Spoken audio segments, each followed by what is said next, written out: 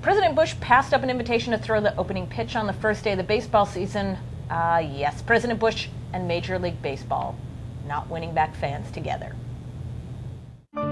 We see parents who dream big, of honor students and artists. By supporting programs that help children learn, we help parents watch their dreams come true. From the Watergate building in Washington, this is Hotline TV. Now here are Hotline editors Amy Walter and John Mercurio. Welcome to Hotline TV. I'm John Mercurio. And I'm Amy Walter. Republican strategist Matthew Dowd, who by his own admission fell in love with Bush's personality, told the New York Times Sunday that he now has lost faith in Bush. Looking back, Dowd now says his trust in Bush was misplaced. John, is this like looking back on college and realizing you should have gone to class?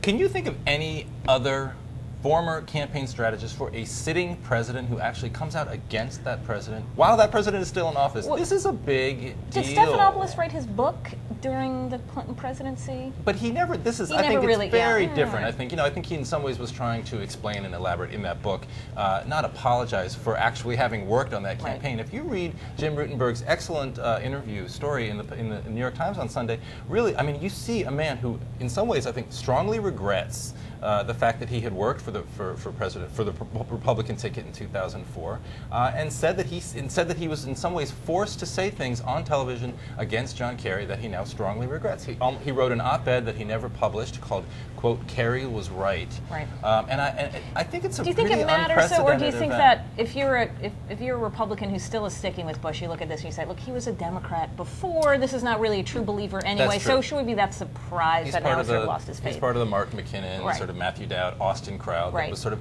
But I think what it does show is that look, that I think is partly to explain how President Bush was elected in 2000 in the first place. He had to draw, not in Texas so much, but in other states, pretty sizable numbers of Democrats over to his column by looking back at what he'd done in Texas and saying, look, I can work with Democrats. Look at what I've done in Texas. And what Matt Dowd, I think, is saying, and what a lot of other people, I think, are saying, if you look at polls, is that he hasn't been that kind of president.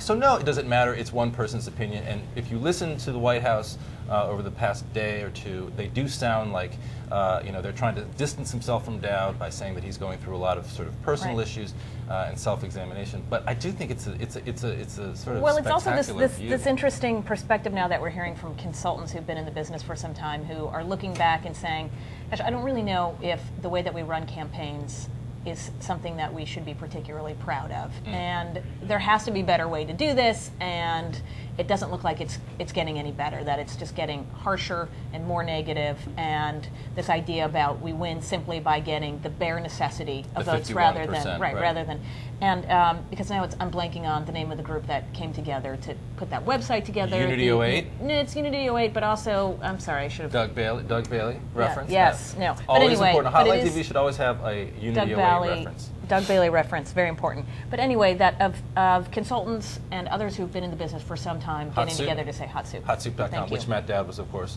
part of. Involved with. Exactly. So, look, I think for folks who look to that, I'm sure there are many voters who read that piece or may see reference to it that say, I kind of get where he's coming from, because obviously if you're an independent and you voted for George Bush in 2004, odds are that you probably voted for a Democrat in this last election. So there are many, many other voters in this country who have kind of gone on that same path that Matthew Dowd did. Right, exactly. And I think to a large extent what Dowd was pointing to is something that a lot of people have pointed to in the way that they transitioned from 2004 to 2006 was the Iraq War. But interesting.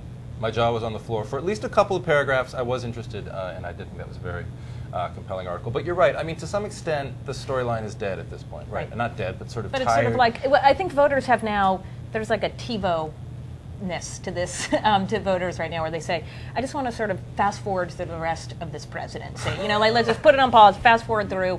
They've already said their goodbyes to this presidency, and that's why the intensity for 2008 not just from the candidates, but even from voters' perspectives, Right. is so high because they say, look, I'm not going to trust that this president is going to handle these issues. Right. I've already made my peace with that. I'm going to watch what these guys do on the Democrat and Republican side. Right. Look to them to solve it. That's very, very true. I totally agree with that. But I do think, look, you do have a president leaving office who's looking at his legacy, and a large part of how that legacy is preserved or sort of formulated over the next decade or two is going to be the sort of lingering and residual loyalties that Right. existed of his inner circle. That's You're right. still obviously going to have a pretty tight inner circle of people who have been with President Bush since he was in Austin, came to Washington with him.